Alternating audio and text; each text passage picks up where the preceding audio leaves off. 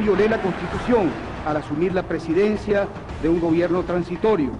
No conspiré, no hubo golpe, no hubo rebelión. Se ha decidido que la Fuerza Armada mantenga en custodia al presidente, que nadie me impuso ningún nombramiento. Yo, Pedro Carmona Estanga, en mi condición de presidente de la República de Venezuela, juro. Carmona Estanga, un pusilánime hombre que tuvo un triste papel en su vida. Un personaje de la ultraderecha venezolana, nefasto, un personaje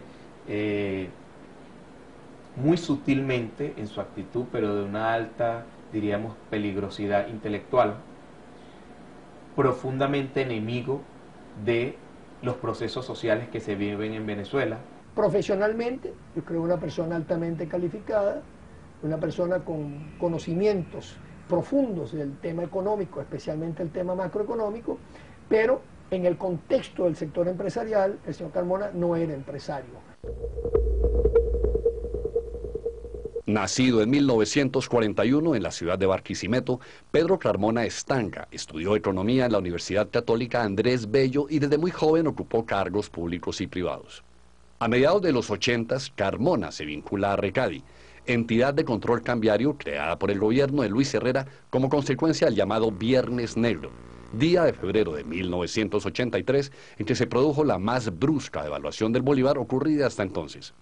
A lo largo de sus 6 años de existencia, Recadi se vio envuelta en sucesivos escándalos de corrupción, tras los cuales apareció siempre la figura de Carmona Estanga.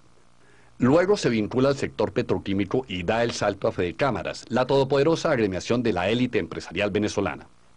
Aunque se pinte como una víctima, como un títere manejado por otros, en el fondo fue un gran artífice, un gran, diríamos, que tuvo una participación definitiva, decisoria, en todos estos hechos. El golpe de Estado del año 2002 se fragua en octubre del 2001, cuando el presidente Hugo Chávez aprueba las 49 leyes habilitantes que profundizaban la democracia y tocaban grandes intereses de la burguesía nacional. A la luz de la historia, podría decirse que la aprobación de las 49 leyes habilitantes en 2001 marcó un punto de inflexión en el proceso de transformaciones que había emprendido Venezuela en 1998. La ira de los empresarios frente a la decisión de la Asamblea Nacional no se hizo esperar, así como tampoco su determinación de echar abajo el paquete legislativo. Aquí está el documento mediante el cual el Tribunal Supremo admitió la demanda de nulidad que presentamos hace tan solo un par de días a la consideración de la Asamblea.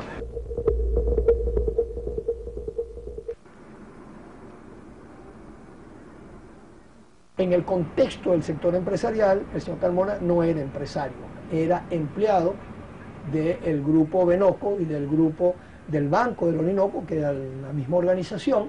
Empresas Benoco, por supuesto, estaba afiliada a Fedecámara, y es su jefe, Isaac Pérez Recado, un multimillonario, quien lo coloca en Empresas Benoco y quien lo impulsa con un acuerdo empresarial a Fedecámara. Y con el apoyo de lo que yo llamaría los altos jerarcas de Fedecámara, que son básicamente algunos expresidentes y algunos empresarios, que sí son empresarios, que le dan apoyo a aquellos personajes o a aquellos personeros que, aunque no tengan empresas, tienen la capacidad para desarrollar y llevar a cabo aquellas tareas que ellos no están dispuestos a asumir frente al país personalmente. En diciembre del 2001, la Iglesia Católica, los medios de comunicación, la Confederación de Trabajadores de Venezuela para ese tiempo y la empresa privada con Carmona Estanga a la cabeza hacen un acuerdo para salir del gobierno.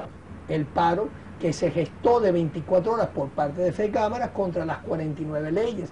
Fue el primer paro que se le hizo al presidente Chávez y fue gestado y promovido y desarrollado en el contexto de Fedecámara y yo no puedo ni siquiera decir del directorio, de un grupito que manejaba la institución y que venía siendo los que yo llamo, o que llamamos muchos de nosotros los jerarcas.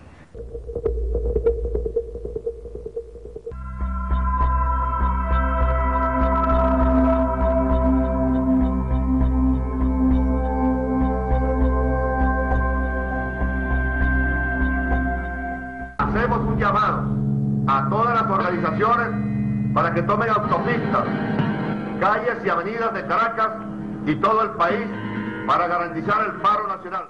Santa María, Madre de Dios. Paramos.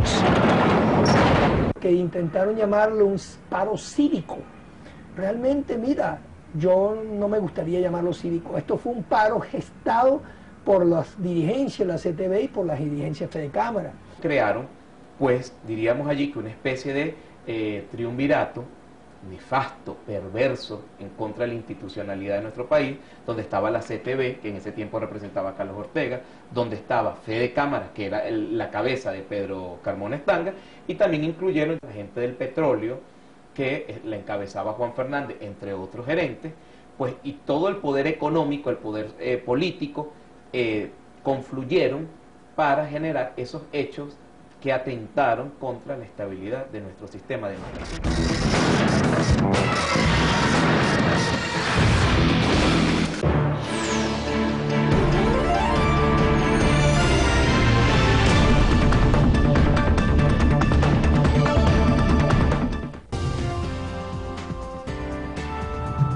En Telesur construimos espacios para la comunicación basados en la igualdad y la inclusión, garantizando el acceso a la información veraz como un principio fundamental.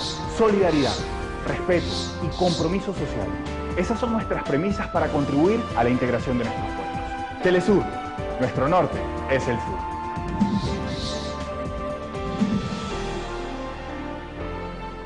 En el marco de Venezuela Decide, de lunes a jueves, Cruce de Palabras, Edición Venezuela, Patricia Villegas, Rey Gómez y Javier Vega entrevistan a los personajes más destacados en el contexto político, social, económico y cultural de Venezuela a propósito de las elecciones presidenciales. Cruce de Palabras, de lunes a jueves, solo por Telesur.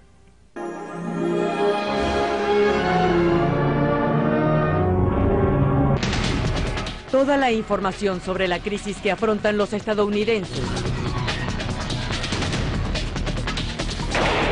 Una realidad contada por sus propios protagonistas. Conducido por Aurora Samperio.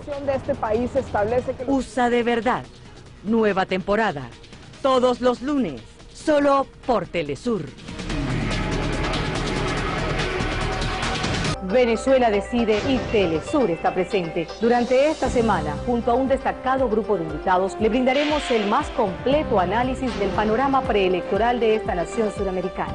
Venezuela Decide, programa especial. Hoy, solo por Telesur.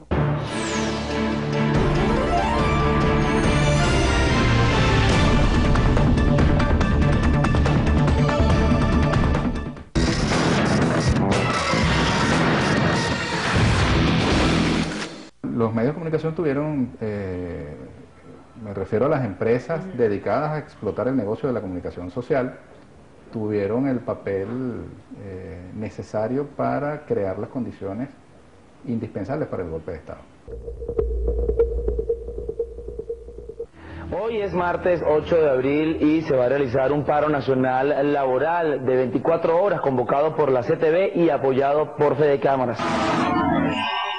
Tenemos el deber de defender las instituciones democráticas aún por encima de nuestras vidas y de nuestros intereses individuales. Concluyo pues invitando a todo el empresariado nacional y al país entero a sumarse al paro nacional. Con tus pilas bien cargadas vamos a la mega marcha.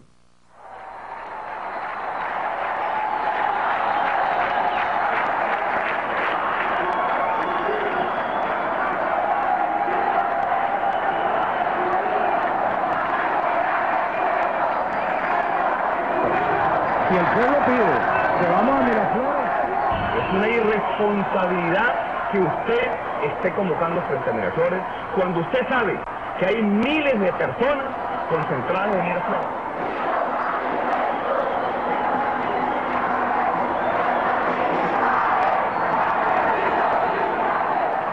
Los medios de comunicación jugaron un papel de vital importancia. Si los medios de comunicación no hubiesen desarrollado la matriz de opinión de que se había asesinado a un grupo de venezolanos opositores, jamás los militares hubiesen conseguido el fundamento o la razón para justificar el golpe de Estado. Venezolanos, el presidente de la República ha traicionado la confianza de su pueblo. Pueblo venezolano, muy buenos días. Los miembros del alto mando militar de la Fuerza Armada de la República Bolivariana de Venezuela deploran los lamentables acontecimientos sucedidos en la ciudad capital en el día de ayer. Se ha decidido que la Fuerza Armada mantenga en custodia al presidente saliente, al presidente Chávez. Declaro que nadie me impuso ningún nombramiento y que no lo habría permitido, que no fui objeto de presiones externas ni de ningún sector, que no hubo injerencias de personas, grupos o empresarios. He sido opositor, pero conspirador nunca. Buenos días, tenemos nuevo presidente.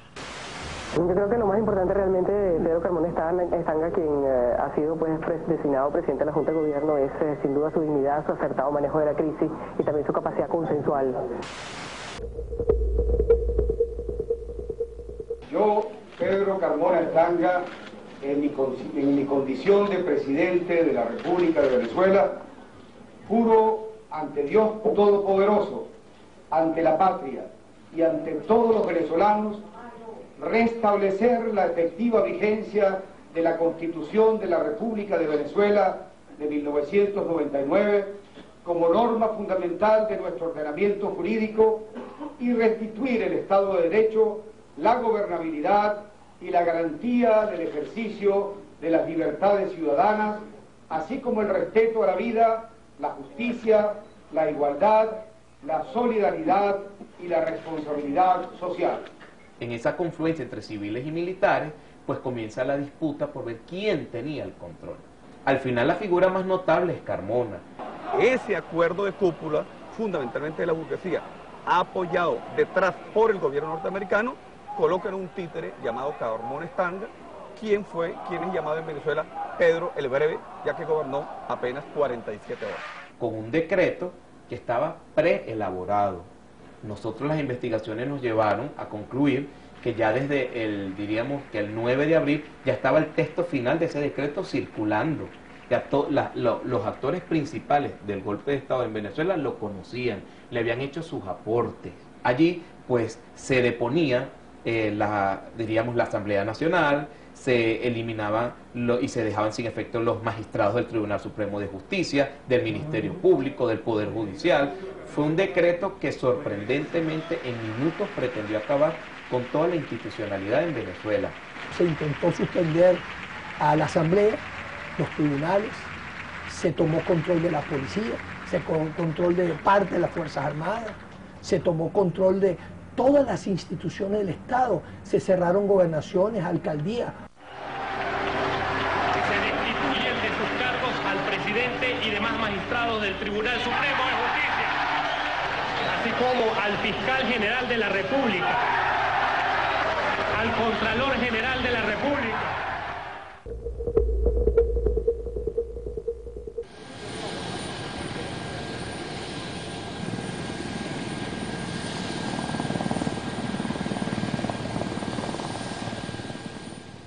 Mientras se fraguó el golpe de Estado, en el fuerte Tiuna, el principal fuerte del país, en Caracas, pues tuvo la presencia de 2 tenientes coroneles del ejército norteamericano adscritos a la embajada de los Estados Unidos, con el embajador Charles Shapiro, y estuvieron allí permanentemente durante esas 48 horas. Además, informaciones que luego se procesaron de carácter electrónico determinan la presencia de por lo menos una fragata norteamericana en aguas internacionales muy cerca de nuestras fronteras internacionales con Curazao, en el Mar Caribe. Y también se tuvo información de inteligencia de 2 helicópteros Black Hawk que tuvieron por muy pocas horas en el aeropuerto de Maiquetía. Evidentemente, los Estados Unidos estaban esperando la reacción en el país. Y como todos sabemos, aunque la comunidad internacional apoyaba el gobierno del presidente Hugo Chávez, el gobierno norteamericano hizo mutis y solamente hubo una pequeña declaración en la que decían que Hugo Chávez era el culpable de que le hubiesen dado un golpe de Estado. Siendo subsecretario de Asuntos Interamericanos de los Estados Unidos, el señor Reich se comunicó a través del embajador entonces norteamericano en Caracas, Charles Shapiro, con el usurpador Carmona, y le advirtió a Carmona que no debía disolver los poderes públicos, supuestamente, según la versión de Reich. Y la respuesta de Carmona habría sido que ellos sabían lo que estaban haciendo. Es muy llamativo que Otto Reich entonces le pregunta a Shapiro, pero tú le explicaste que no eran sugerencias, sino eran instrucciones, eran mis instrucciones. Y Shapiro le dice que sí.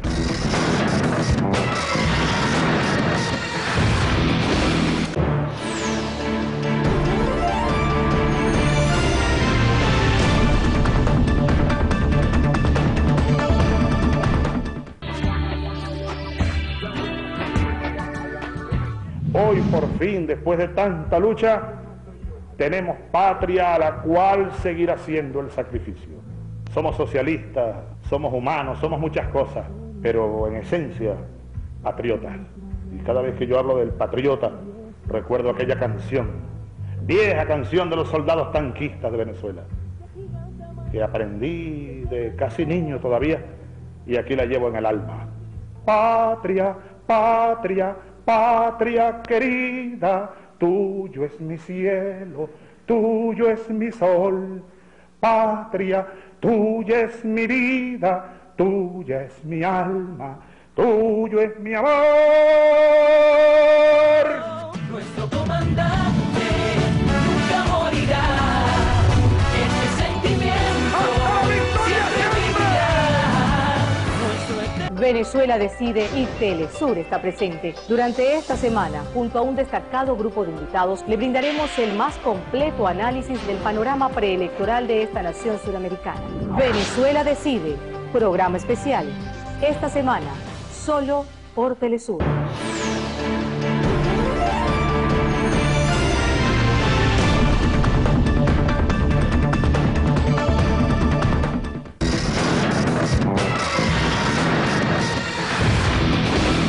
Dentro de la investigación surgió la necesidad de investigar el financiamiento.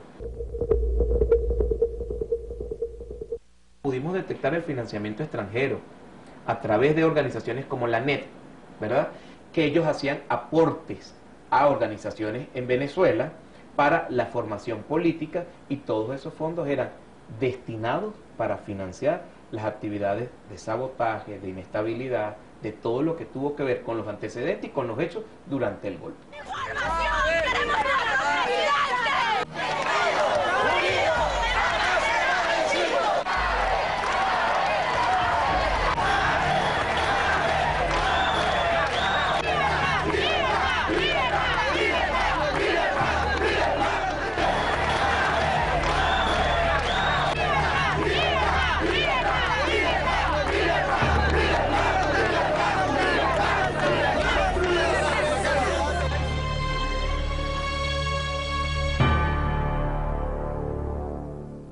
Que el pueblo de Venezuela, que ya tenía algunos años en revolución, había tomado un grado importante de conciencia social y de conciencia política, que le permitió insurgir pacíficamente, enfrentarse a esa burguesía, enfrentarse a un generalato apátrida y, por supuesto, como ya lo sabe el mundo entero, recuperar en 48 horas lo que esa conspiración le había quitado: su libertad y, fundamentalmente, su dignidad como pueblo.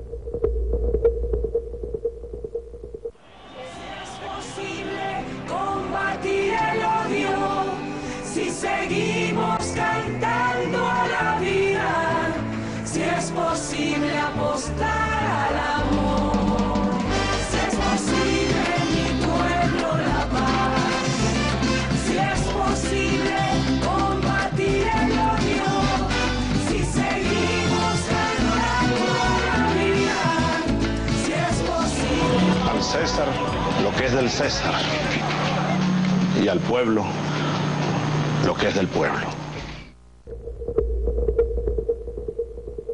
Nosotros a él le imputamos el delito de rebelión civil y el delito de asociación para delinquir. Pudimos componer un expediente de 56 piezas, testimonios, documentos, videos, experticias, una cantidad de elementos probatorios que sin duda alguna pues nos permitieron comprobar ese delito y ese golpe de Estado que se dio en Venezuela. Que fue la confesión que me hizo a mí Pedro Carmona Estanga directamente, donde me manifestaba que el plan pues no era solamente destituir a Chávez, sino además matarlo. Encontré algunas comunicaciones donde algunas personas pues le reclamaban a Pedro Carmona Estanga tanto que nos costó preparar este golpe, tantas reuniones de trabajo que hicimos y cómo al final pues salen con esta cosa. Él manifestaba desconocer esas personas. Realmente pues la verdad de los hechos nos demostraba que no era así. Pues Cecilia Gómez Sosa, a pesar que ella pues aceptó nuestra calificación jurídica, sin embargo por la edad de Pedro Carmona Estanga le dio casa por cárcel.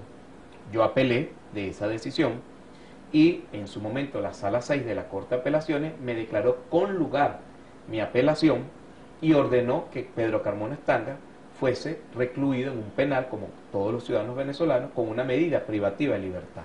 Pedro Carmona se fuga de su casa, nosotros abrimos una investigación por eso y finalmente él termina asilado en Colombia, donde siempre se supo en materia de inteligencia que él conservaba desde antes fuertes relaciones y fuertes vinculaciones.